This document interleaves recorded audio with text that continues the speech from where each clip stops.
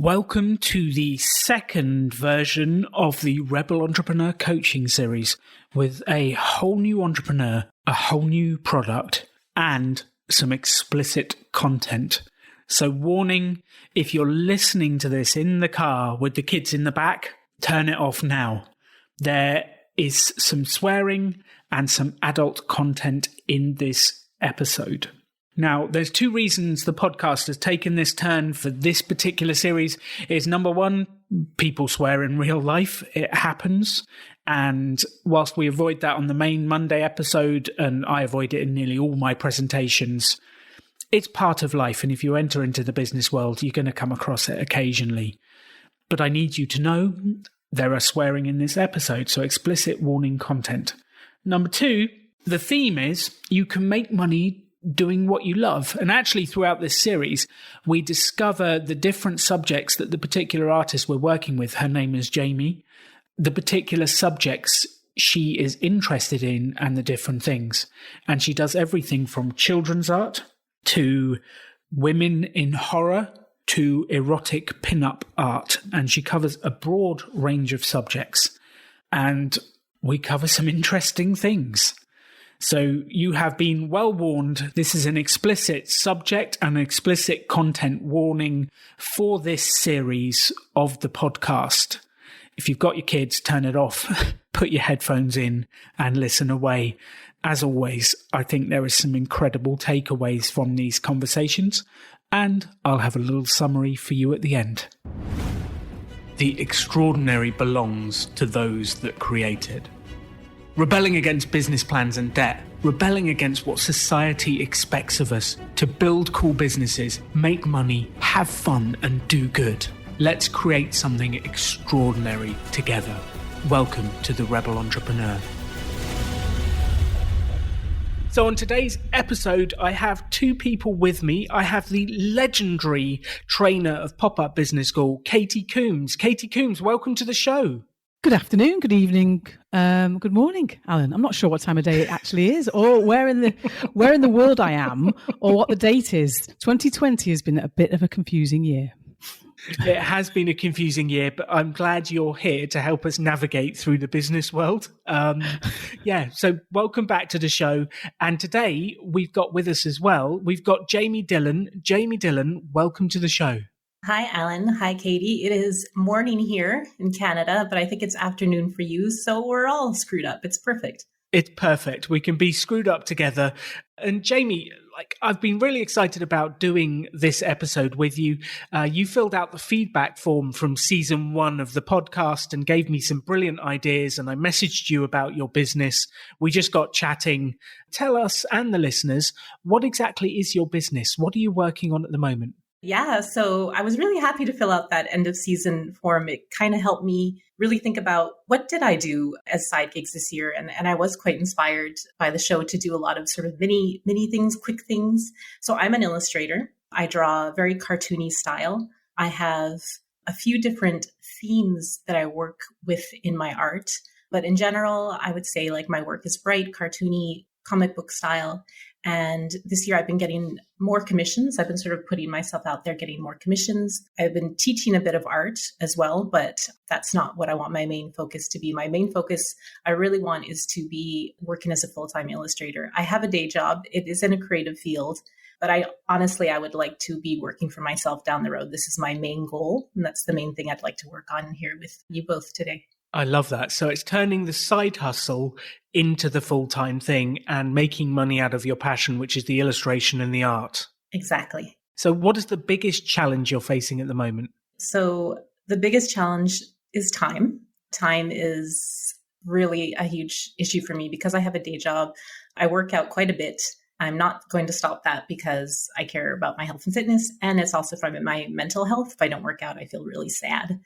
So I mentioned a bit of this to you before, and I have 3, silos for my art, and they're all very different. And so I have 3 pen names, and I'm really stretching myself too thin.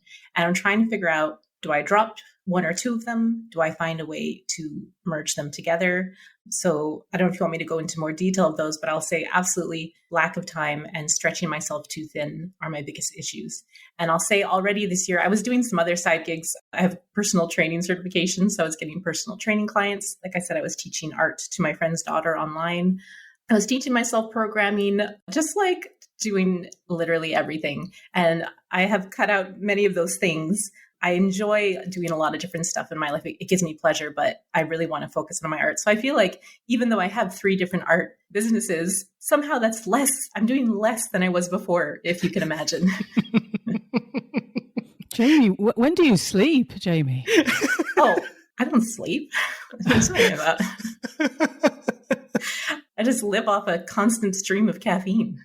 Jaymie, you say that your goal here is to have a full-time day job being an illustrator. Is that really your dream? Is that your North Star? Is that your vision? My North Star is that I am creating art and comics that I feel passionate about. So for me, that looks like, in a dream world, let's say it's a dream world where like I could not fail. I'm making comics. I'm selling them either as digital downloads. I'm launching Kickstarters for them. There's other options. There's like Patreon. There's a lot of options for artists. But in my dream world, I'm creating the stories that I've always wanted to create that I keep putting to the side because I've just been doing my day job and doing all these other things. And I'm, selling perhaps prints and art and merchandise with my characters on them. Drawing is the thing that gives me the most pleasure. When I'm creating, when I'm drawing, when I'm making characters, I'm just like, I'm on a high. It's the best. It's the thing I love the most out of anything. So yeah, absolutely. Being able to draw every day, create stories, create characters that make people happy. I don't know if it sounds dumb, but when people enjoy my work, that also, like, there's this 2 parts to the pleasure. There's the actual act of creation and then sharing and bringing people joy through my art. It's all I need, honestly, in the world, and the caffeine and the exercise. And then I'm good. Like, that's my dream. I love that, by the way. And just as you're talking, I can hear the passion in your voice. You can hear you're genuine. It's authentic. It's you. The thing that I'm interested in is the first thing you said was art and comics that you feel passionate about. And clearly you do, but also you want to commercialize them. Yes. So you want people to pay you, to give you money in return for your art, your time and your passion. That's how I see it. Is that right? Absolutely. You definitely want to earn money from this so that you can give up your job and you can earn a good living or even more doing what you love. Is that really it? Are you absolutely committed to doing that? Yeah. And for a long time, I think this is the other struggle, which I don't know if we'll talk about today, is that mindset piece where for a really long time, I thought I couldn't be an artist. Like, even when I was a kid, I was like, well, I have to be an animator. I have to get a job, like doing something in a company related to art. I didn't think I could actually just be drawing what I wanted to draw. And then as I grew up and I saw other people doing it, it's like, oh, wait, actually you can do this.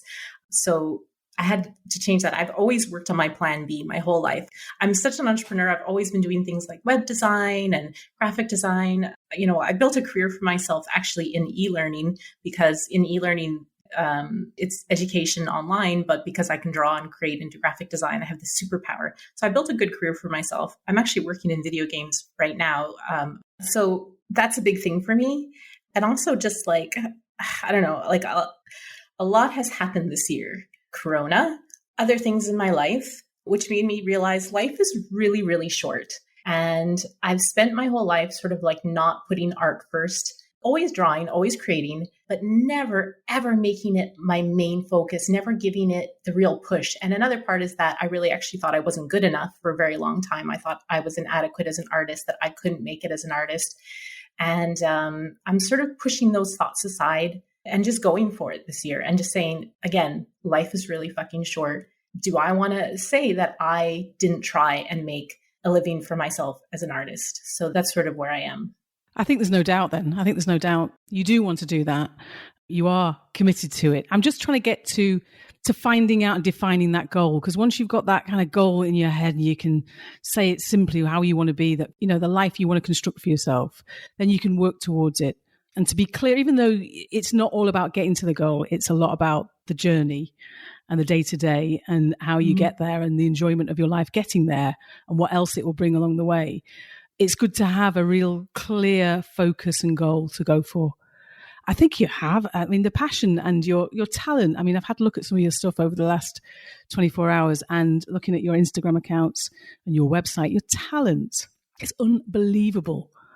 I mean, you're clearly driven, you're talented, you're authentic, you're real, and you're passionate about what you want to do. And now we're going to take some steps, some real steps, some actions as smart as we can, because you're busy. You've got a lot on. So we need to remove some of the clutter, remove some of the distractions, really focus, laser focus on what you need to do, and take some big steps here and get going, I think. Yeah, that sounds great. So just so the people listening can follow along, Jaymie, what's the main Instagram account that people can have a look at right now to have a look at your art whilst they're listening to the show? The one that is safe for work, probably a good idea, because I'm sure everyone's listening to this at the office. My Instagram is Miss Jaymie Dillon, and that's Jaymie spelled Jaymie, and then Dillon like Bob Dylan, because of course. So at Miss Jaymie Dillon on Instagram or Twitter, you can go ahead and check that out. So this is actually one of the questions, is you've got 3 different brands of artwork that you do, 3 different focuses, and you're doing them all at the moment. How's that going? It's not going too great.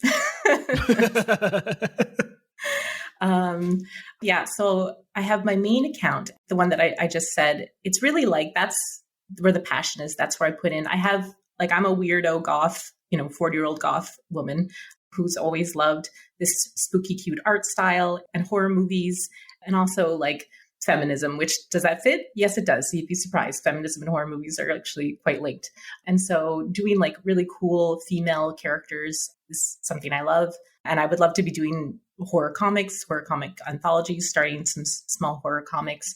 And also my style is like super fun. So it's like spooky, cute, psychedelic horror comics. Like that would be like my brand, this main one. And I wonder, of the 3, is this the least profitable? Should this be maybe just my passion project that I work on while I do the other ones? So the second one I'll say is kids illustration.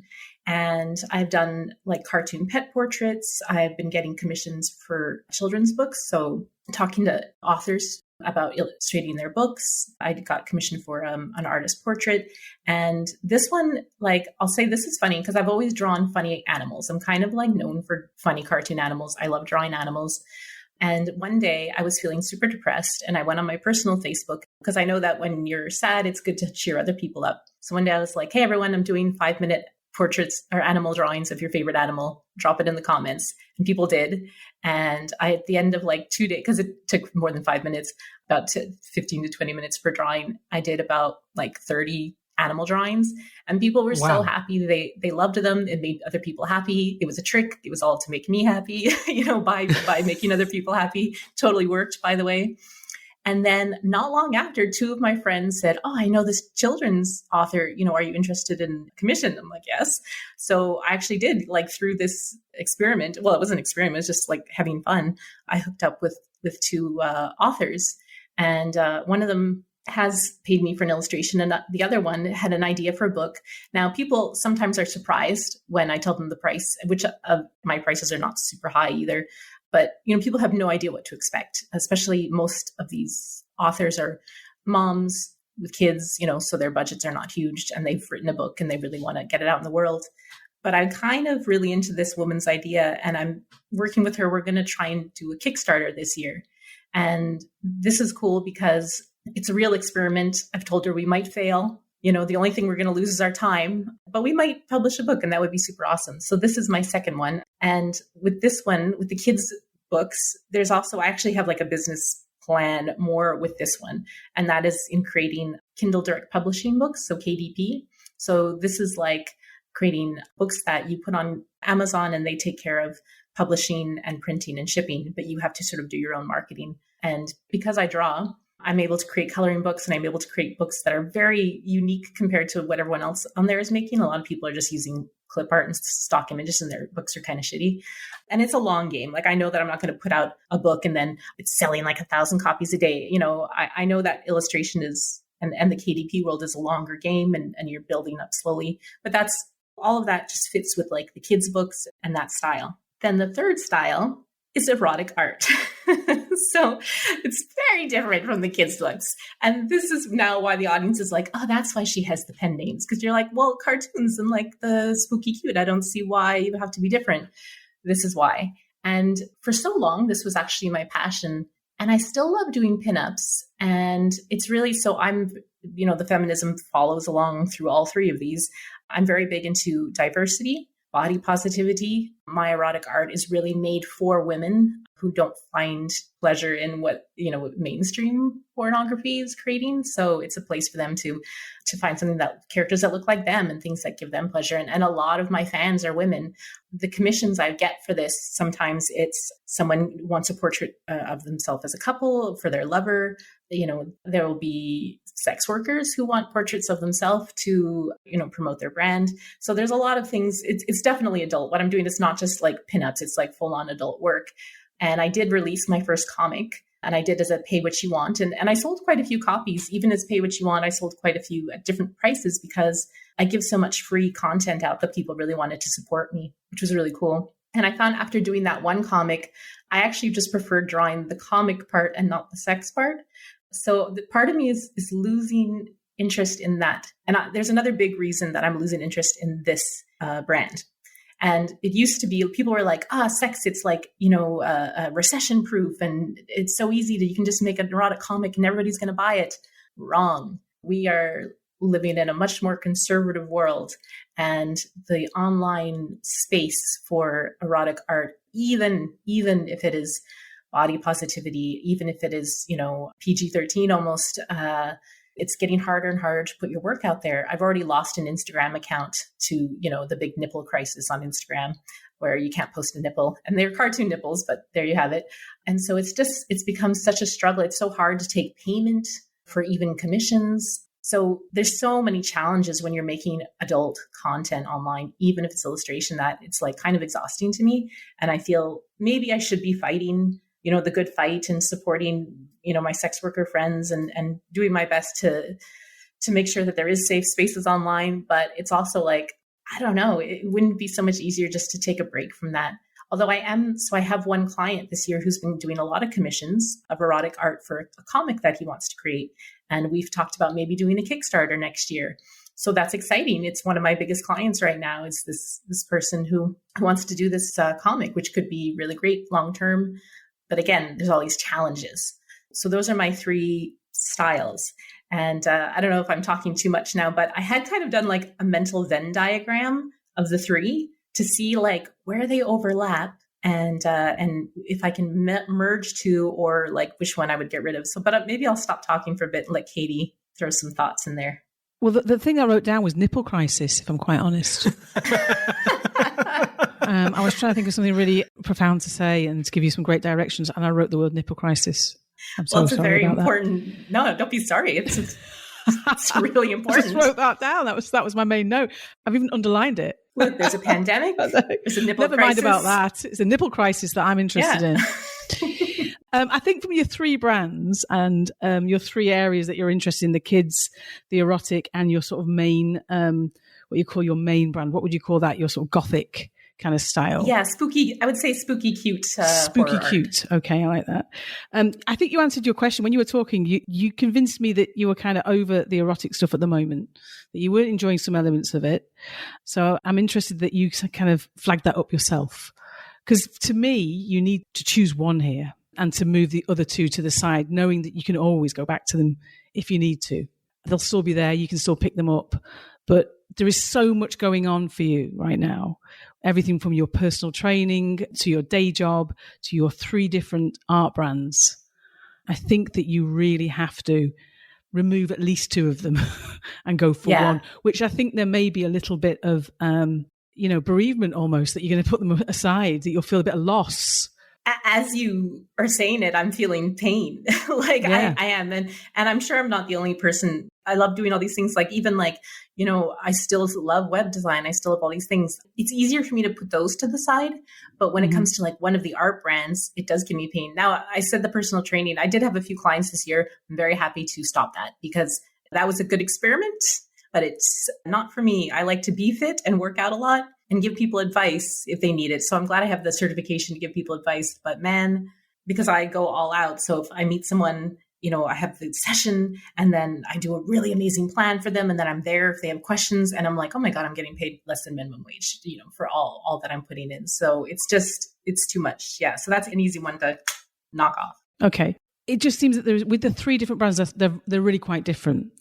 And if I was looking now to find you customers to sell, because your vision is to work full time, to make income, to produce this art that you feel passionate about. That's where your heart is. That's your North Star. That's your vision. That's your goal.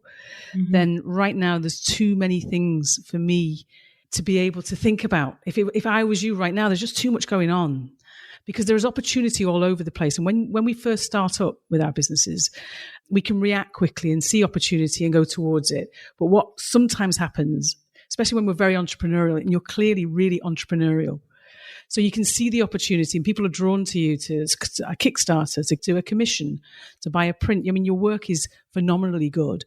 You are naturally entrepreneurial. So what's happening is there's opportunity everywhere. And it's kind of like there's just too much going on. So for me, I think that I would look down to, you need to go for one of them, knowing, even though it's going to make you feel sad, you're going to miss maybe two of them, that you can go back to them. But right now, why not do a 3-month sprint on one of them? Go hell for leather and really push one. Work out who is your audience. Work out some classic kind of marketing questions, which we can talk about today if you want to. Who is your audience? Who's most likely to buy, and what are they going to buy? Mm-hmm. Who needs this stuff? Rather than talking about your work and how wonderful your work is, and it is wonderful, we now start to talk about the customer. Who's going to give you the money? Who's going to give you the cash? Who wants this stuff that you produce, these wonderful illustrations? Who are these people? What do they need? And where are they? And how can you get to them?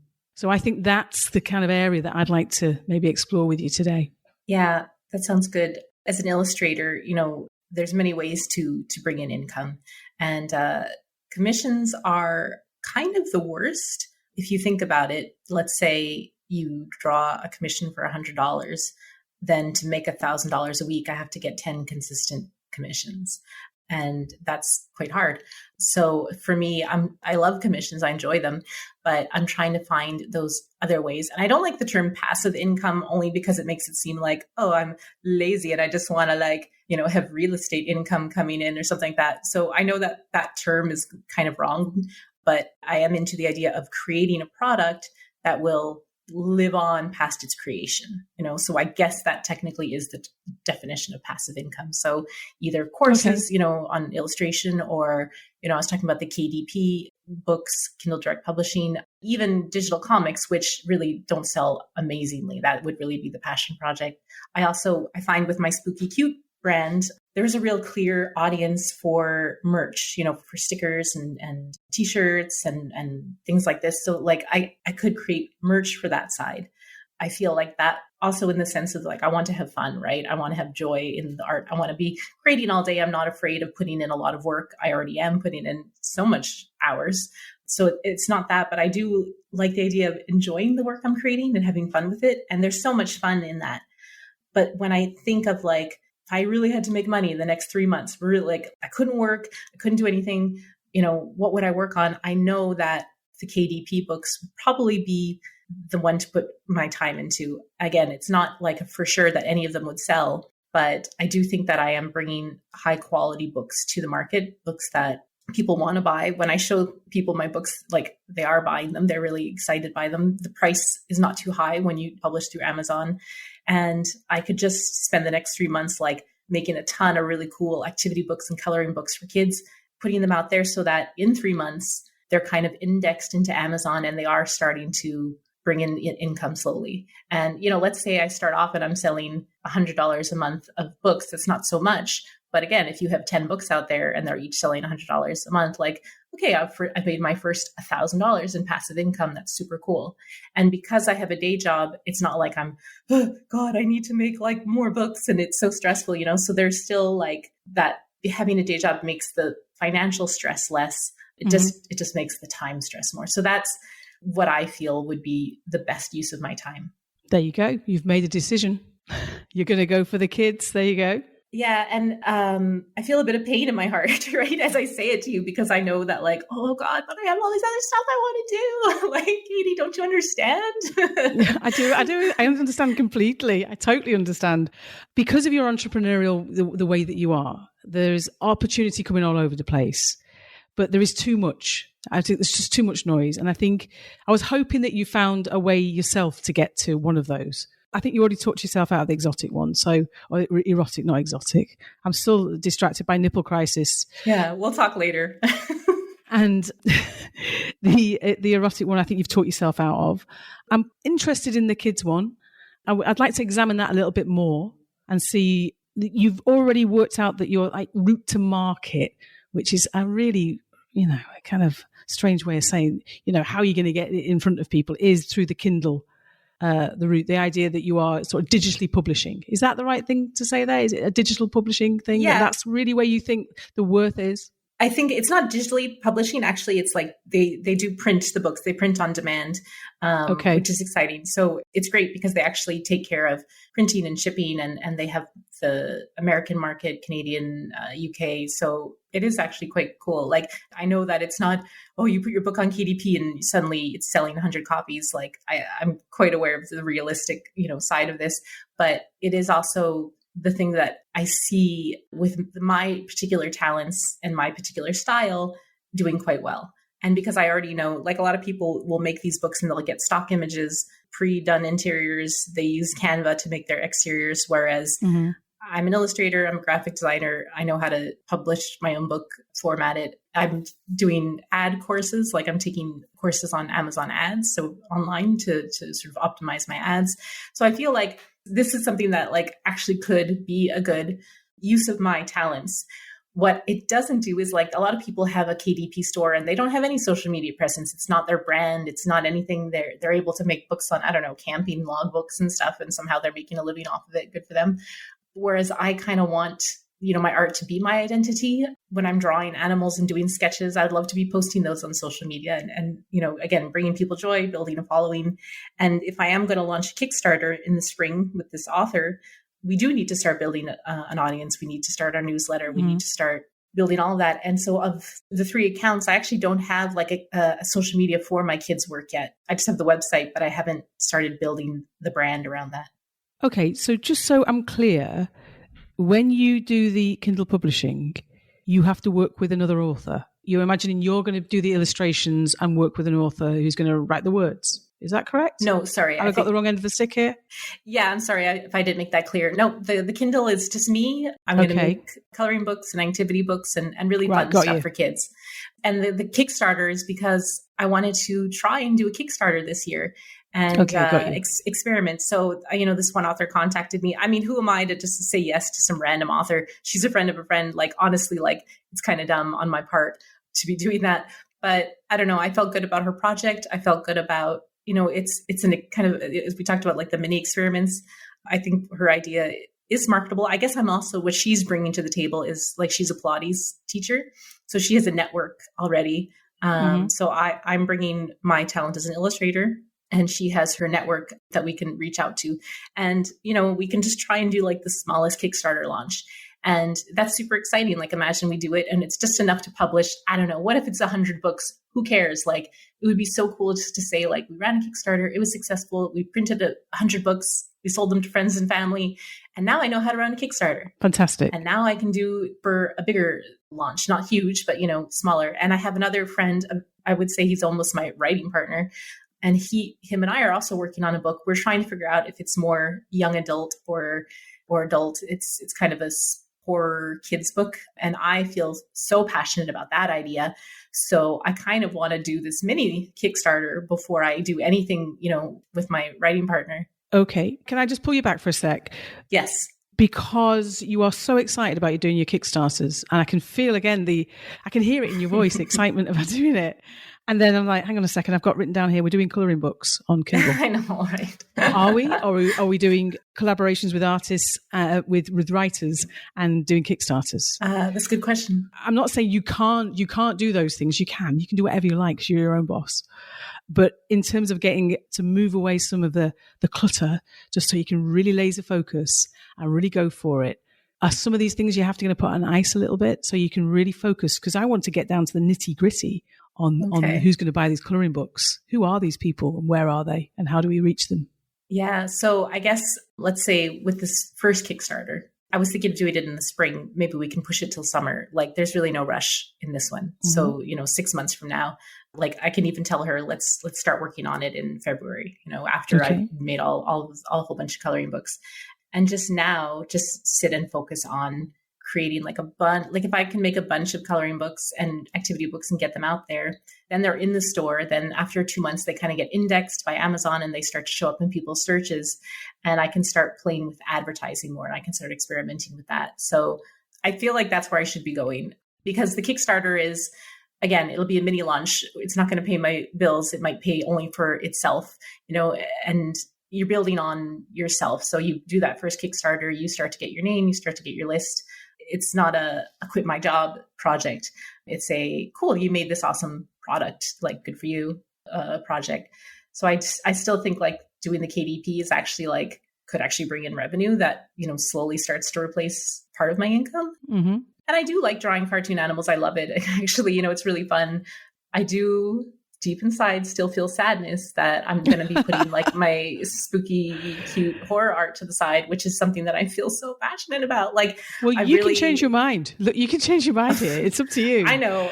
But I also the entrepreneur in me is also okay, but dude, you also do need to make money. It's nice that you want to draw spooky girls in cool clothing, but you also would like to have a business and not just a hobby. Well, you can go back to it. You can go back to it anytime.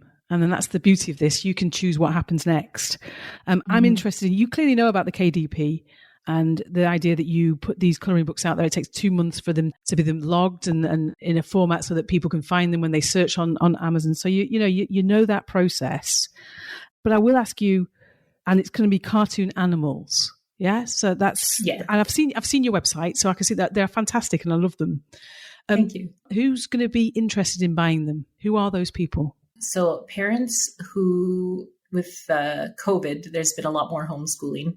Yes, the vaccine is coming out, but there's still a lot of homeschooling that's going to be going on. So there's how to write, letter tracing, and then coloring books are just always very popular. So it's always kids aren't out there buying their own coloring books. It's parents that are buying it. So I am sort of focusing towards parents, but for their kids, right? So I'm creating fun stuff I love animals, but I also love unicorns. And I'm happy to do stuff that is really focused, just a kitten coloring book, that sounds super fun. Can I draw 50 kittens? Yeah, that's a good challenge. Let's see if I can draw 50 different kittens. So the people buying it are the parents, but they're buying it for their kids. And so you kind of really want to niche down, if you just do coloring book, you're competing for these keywords that everybody has. But if you sort of niche down into different things, even particular animals, that's the key. And again, I love doing the cartoon animals. It's fun. I think I'm good at it. And I think my style works really well for coloring books because it's this thick outline. So how would you describe your style for the kid stuff?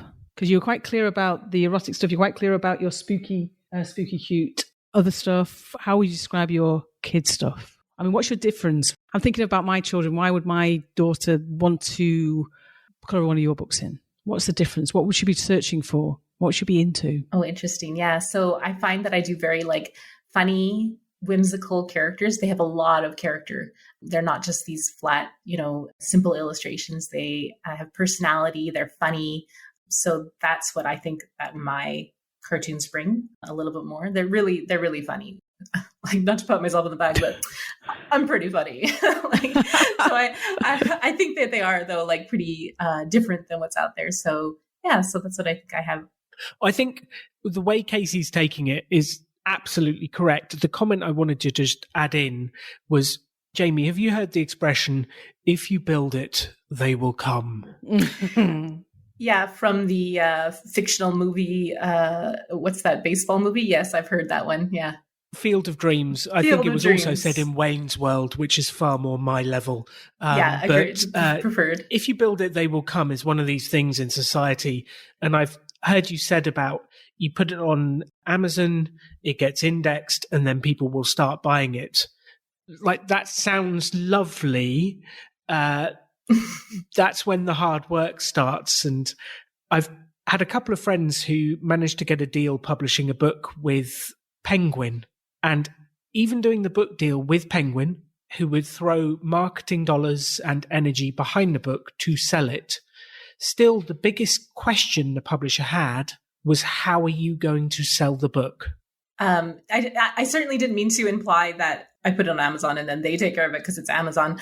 I'm sorry if it came off that way. What I meant was, only within 2 months can I even begin to start thinking that maybe we can start marketing it. You know what I mean? Like, I was even more, depressive in my overview than you could possibly imagine. So yeah, definitely I understand that it is no field of dreams. It is definitely, it's up there. And that means once it's indexed, then the ads I run can actually start to work, as opposed to just bleeding money every day. And my keyword, optimization can start to work, and I can start to focus more on that. So yeah, don't worry, Alan. I am not at all an optimist in any way. Didn't we talk about how I've lived my life putting my plan B first? Certainly in no way did I think I would put books out there and they would just magically sell. So don't worry. My excitement is certainly toned down. Well, I am an absolute optimist. So me personally, I am a full optimist. And I think if we do this, if we get it out there, it can work. I think it's just realizing that we get the book out there. And then as Casey is doing, let's focus in on exactly who we're going to sell it to. And the way I think of Amazon at the moment is Amazon is a search engine. So Amazon is basically a Google for products. And we have two ways to work our business on Google. We have search engine optimization, which is the way of getting to the top of the natural listings. And then we have pay-per-click, which is sponsoring your advert to come first. And you've got two very similar tools on Amazon to be able to play the game there as well. And actually, once we've got that book out, where KC is taking us right now, that's going to be the key bit, is focusing in on those customers to sell it. And I think you do need to pick one for the next experiment of your 3 accounts. That doesn't mean if you suddenly get a huge order from the erotic pinup stuff, you have to reject it. No. It just means that the next experiment is focused on those one things. And it sounds as though this Kindle publishing book idea, that sounds like it's one you want to do. And it sounds like the Kickstarter is one you want to do. I guess it's which one are you going to pick to have a go at first?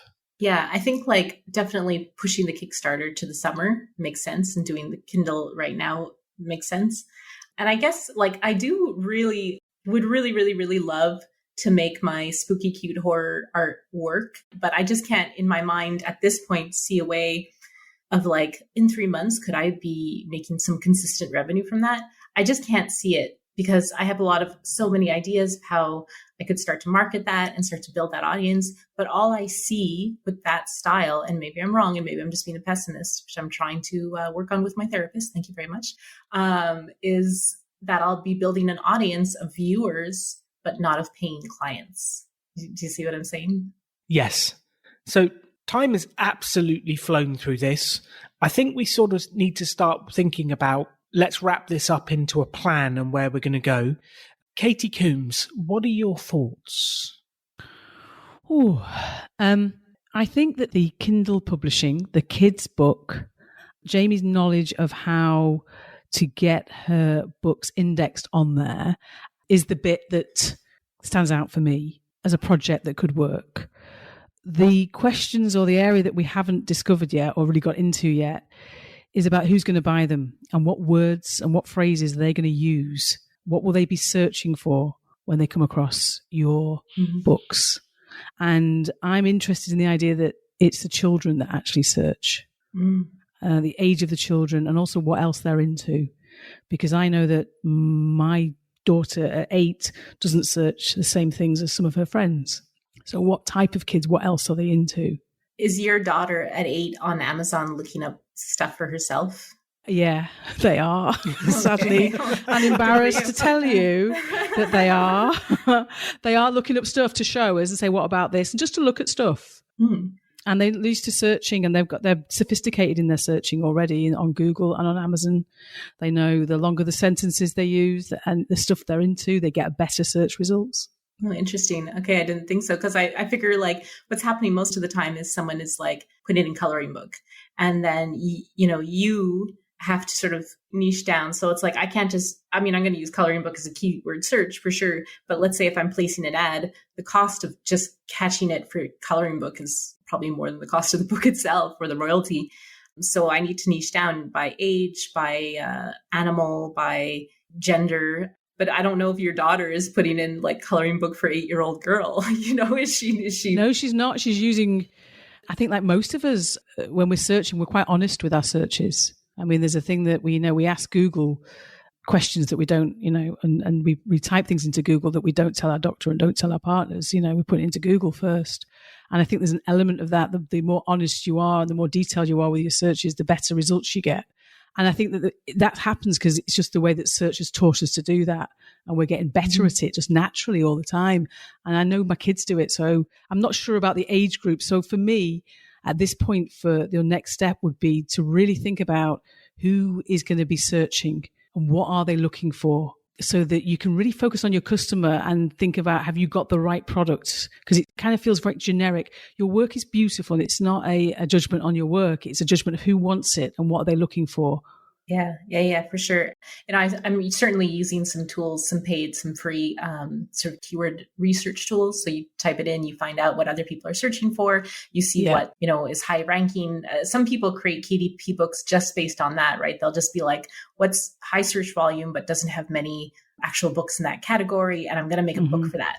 Or what holiday's coming up and that kind of thing. And I do think that on some level, actually, that's pretty important. Even let's say if I didn't want to make a Valentine's Day coloring book for some reason, I should still do it, because that's like the perfect market right now. It's 2 months away, just for example, right? So I do think that I need to create some books that I wouldn't have chosen. Like maybe I want to make just a coloring book about lemurs, but maybe people don't care about lemurs anymore because everyone's into sloths or whatever that other animal is that gets mad when you pet it.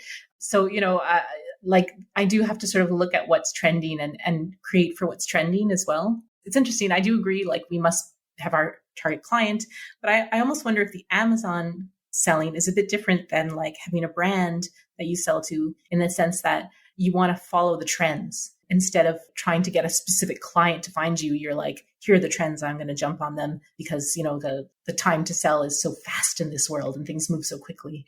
I kind of get that. I get the idea of following trends. But before we get onto that, there's a few steps before it. And that really is the focus on who is looking. I mean, it really is answering those questions. And they're difficult. They're difficult to answer. Who is actually looking and who's searching at that time for what you've got. And then you can look at trends as you get more sophisticated into it. But, there's plenty of kids who are looking at lemurs at the moment, are into them. That could be their favorite animal. And I suppose if you're thinking about trends, is there a TV show or if there's a film coming out about a certain type of animal and you can jump on the back of that, there's definitely conversation around that and some thoughts you could have around that. But really, it's who's buying it and why are they buying it, what they're buying it for. Is it to do with school? Is it because they're into things? Is it just looking for things randomly? It's understanding who is going to actually purchase it. And who's going to find it and who's going to purchase. So my kids find things and then sadly, most of the time I purchase them. But they have found them based on a project at school. They're interested in something. There's a TV program and then they do searches around merchandise, things to do around it. So how can you start to apply that learning? I mean, almost imagining what the kids, who are they? How old are they? What else are they into? Is just doing animals too wide? You need to do something a little bit more niche. Yeah, that's interesting. And I mean, as much as I love kids, I've taught kids art. I don't have any. So I don't have that. And I wonder if that's maybe the one thing against me in like the children's book, world is that I don't have kids. So I don't have this direct line into what kids are into or how they're acting or what, their daily like browsing habits and that sort of thing. Do you have anyone you can borrow them from? Well, I was going to say, I've got two going for the weekend. Yeah, well, you're a little far, but do I have anyone? Well, so I've been teaching one of my friend's daughter, and she's 9, teaching her art online, and we'll just chat. We'll just like shoot the shit and talk about like unicorns and kittens and stuff like that. So I kind of do like have this like 9-year-old who I'm super aware of what she's into and what she enjoys. And I have gotten some ideas of like things that I should be working on. I showed her some of my unicorn drawings, and one of them was like a unicorn mermaid. She was like, "Oh my God, you did a unicorn mermaid. This is amazing." So I do have this one, lifeline of a 9-year-old girl. But that's about it. I guess I have a lot of friends who have kids, and I could reach out to them and ask their opinion. I just never thought about it before. So now my head is suddenly like, oh yeah, I know tons of kids. So look, we've been chatting for about 50 minutes now. Time has absolutely flown. Jaymie, in a moment, I'm going to come to you and ask you what you got out of the podcast and what you're actually going to do based on our conversation. Before I do that, Katie, if you could just summarize your advice for Jaymie, that would be really helpful for both of us. Okay. I think that Jaymie needs to really focus on one big project, maybe for the next 3 months, and put her energy into that. Move things to the side, clear the clutter, really focus on it. And it must be something she's passionate about.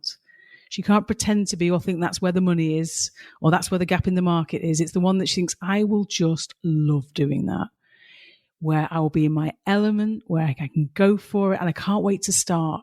The one that you've got the energy for inside. And it must be that one.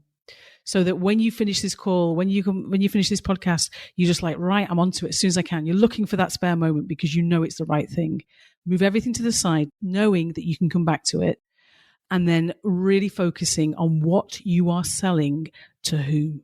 I mean, and when I'm teaching pop-up business school, I have a slide that says, I sell to that helps them to.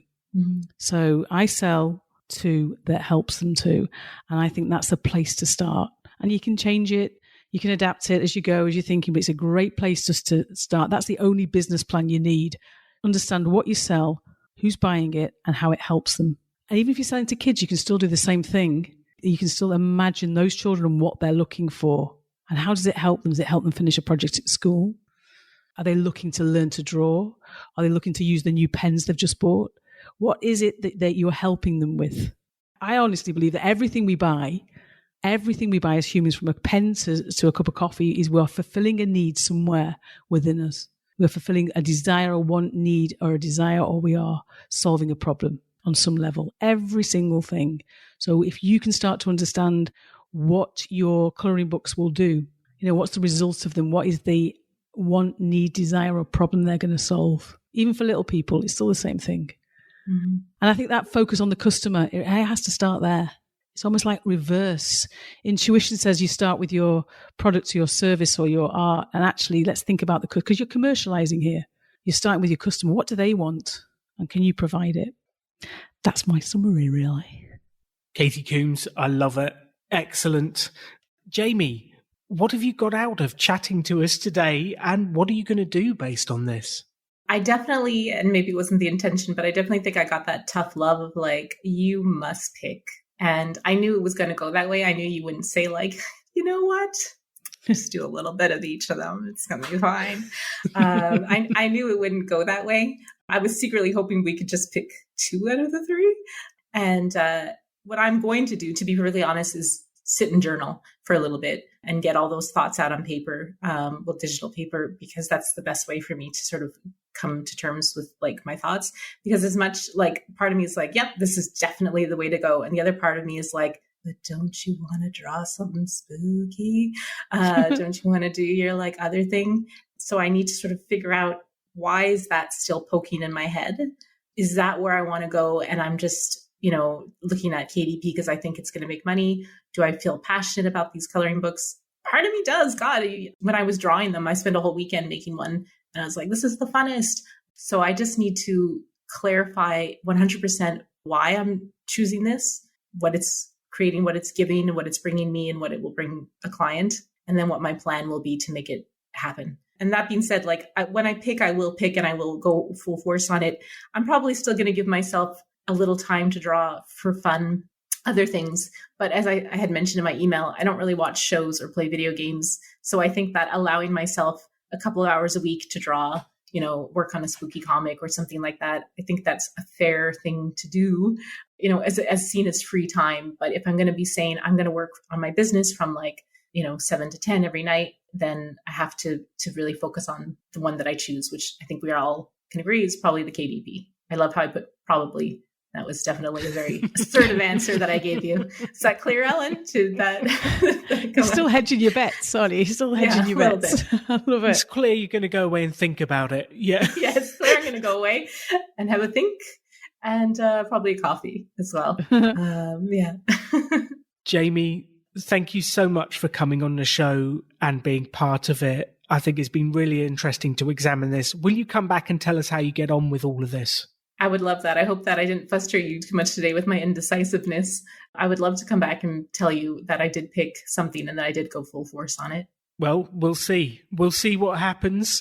Thank you so much, Katie Coombes. Thank you for being on the show, and thank you for your energy and insight. You're welcome. It's been a pleasure. And I can hear from Jaymie's voice how excited and how much energy and passion she's got. And that's that's 80% of the battle. I really do think that if you have got that genuine desire to succeed doing something that you love. So good luck, Jaymie. Yeah, thank you. And honestly, Katie, it was really great chatting with you, and you too, Alan. Your advice was fantastic. So I'm definitely much more focused. I did need that kick in the butt. I did need that tough love. And I knew it was something that I was just sort of fooling myself, thinking I could do everything. And that's why I'm where I am, having not completed anything. So yeah, thank you very much. It's our pleasure.